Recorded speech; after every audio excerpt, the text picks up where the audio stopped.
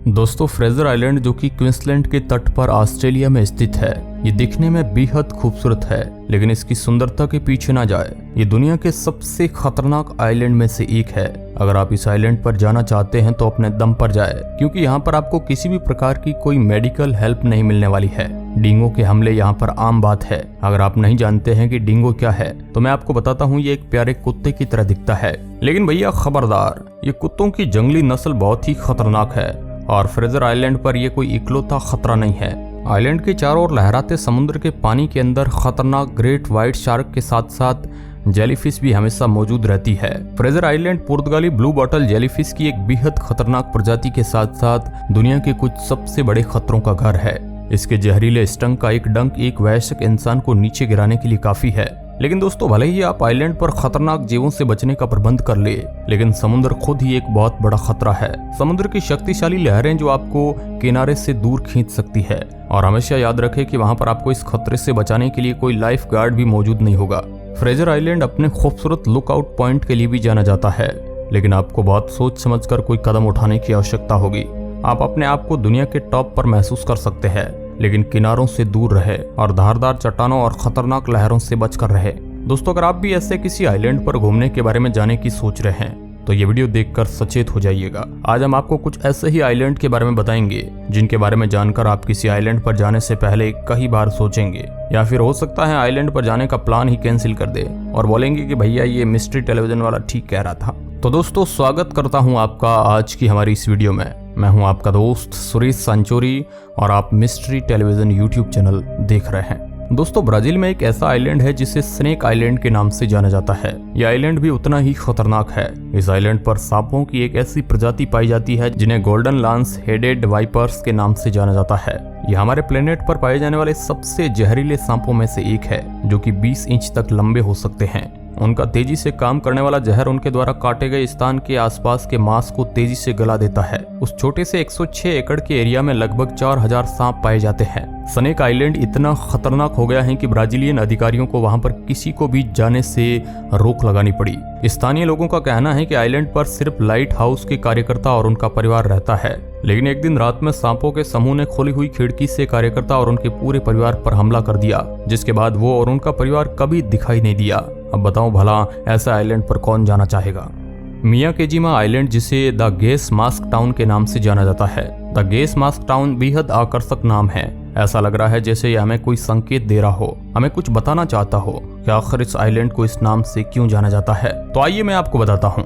इस आइलैंड पर एक बेहद ही सक्रिय ज्वालामुखी है जो पिछले कुछ सालों में कई बार फट चुका है। इतने सारे विस्फोटों की वजह से पूरे आइलैंड पर बहुत ही जहरीली गैस फैल गई है, जिससे वहां के निवासियों को अपनी जान की सुरक्षा के लिए हर समय गैस मास्क लगाना आवश्यक है। तो अब आप भी जान गए होंगे कि इस आइलैंड को इस नाम से क्यों जाना जाता है। यह आइलैंड डेविल सी के बीचों बीच स्थित है, जहां पर पानी के जहाज रहस्यमयी ढंग से गायब हो जाते हैं, जिसके बारे में विशेषज्ञों को कोई भी आइडिया नहीं है। क्या आप हर समय गैस मास्क लगाकर ऐसे किसी आइलैंड पर छुट्टियां बिताना चाहेंगे? मैं तो नहीं, और शायद कोई भी नहीं। द नॉर्थ सेंटिनल आइलैंड एक ऐसा आइलैंड जो इंसानों की एक ऐसी प्रजाति का घर है जो कि बाहरी दुनिया और आधुनिक तकनीकी के संपर्क में आए बिना इस आइलैंड पर 60,000 सालों से अकेले रहना पसंद करते हैं। जब कोई इस आइलैंड पर जाने का प्रयास करता है, तब इस जनजाति के लोग उस पर तीरों से हमला कर देते हैं। इस आइलैंड के बारे में एक बात प्रचलित है कि जो भी यहाँ गया वो फिर वापस नहीं आया। ऐसा इसलिए क्योंकि कुछ लोगों ने इस आइलैंड पर जाने के प्रयास किए, लेकिन वो फिर वापस नहीं आए। क्या आप भी ऐसा प्रयास करना चाहेंगे?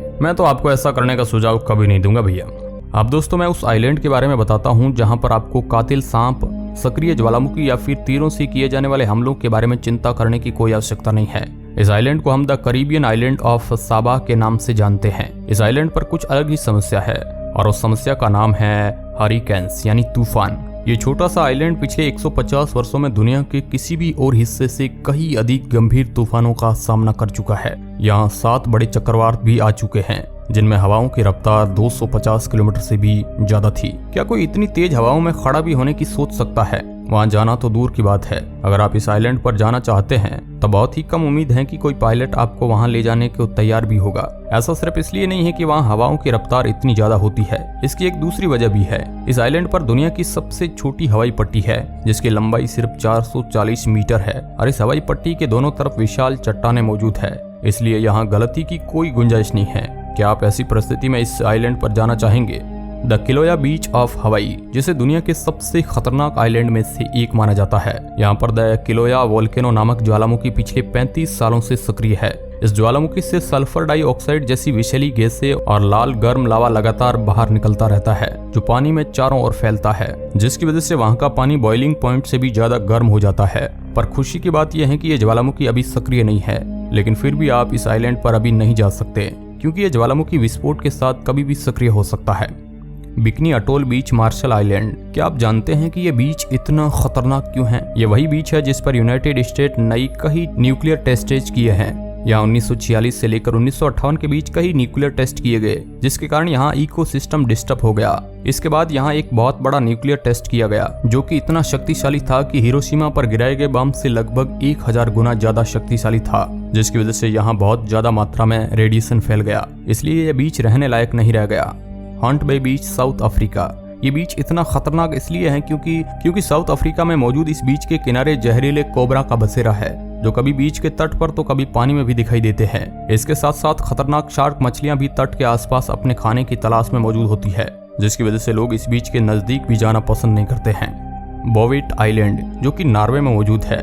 क्या आप सभी को पता है कि यह आइलैंड कोई साधारण आइलैंड नहीं है, बल्कि दुनिया का सबसे अलग आइलैंड है, जिसका 89% भाग ग्लेशियर से ढका रहता है। आप सभी को जानकर हैरानी होगी कि यह आइलैंड इतना अलग है कि कोई भी इस आइलैंड पर नहीं जाता है, क्योंकि लोगों को इसके हाई ग्लेशियर क्लिप्स पर चढ़ने से डर लगता है। ऐसा माना जाता है कि 1964 में इस आइलैंड के पास एक बोट मिली थी। इसके बाद इस आइलैंड पर इंसानों के होने के सबूत खोजे गए, पर आज भी यहाँ किसी इंसान के होने का कोई सबूत नहीं मिला है। हालांकि इसे लेकर बहुत सी कहानियां प्रचलित है। ऐसा माना जाता है कि आइलैंड एलियंस का बेस है।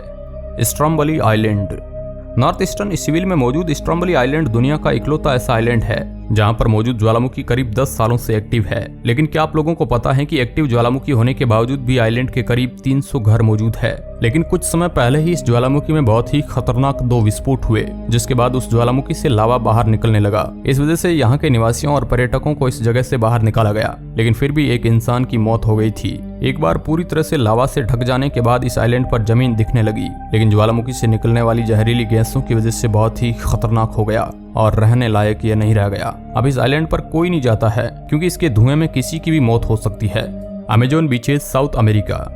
ये बीच दुनिया के सबसे बड़े और खतरनाक जंगल अमेजोन के आसपास रहने वाले बीचेज हैं। यहाँ पर आपको काफी खतरनाक जानवर जैसे एनाकोंडा, इलेक्ट्रिक ईल, पिराना और कई सारे खतरनाक जीव देखने को मिल सकते हैं। और इसके अलावा यहाँ काफी सारे क्राइम होते रहते हैं। साथ ही कई सारे लुटेरे यहाँ आने वाले लोगों के लिए किसी खतरे से कम नहीं होते हैं। अगर आप पानी में जाते हैं तो जानवर आपको नहीं छोड़ेंगे और बाहर लुटेरे। इससे बेहतर आप किसी और बीच पर जा सकते हैं। दोस्तों, कैसा लगा आपको इन आइलैंड के बारे में जानकर? और परेशान मत होइएगा, मेरा मकसद आपको आइलैंड पर जाने से रोकना नहीं है। आप शौक से जाइए और छुट्टियां मनाइए। बस इतना याद रखिएगा कि किसी भी आइलैंड या बीच पर जाने से पहले उसके बारे में अच्छे से जानकारी हासिल जरूर कर ले। ऐसे बहुत से आइलैंड है जहां पर लोग बड़े आराम से छुट्टियां मनाते हैं और एंजॉय करते हैं। उम्मीद करते हैं आज का हमारा ये वीडियो पसंद आया होगा। वीडियो के अंत तक बने रहने के लिए आपका बहुत बहुत धन्यवाद।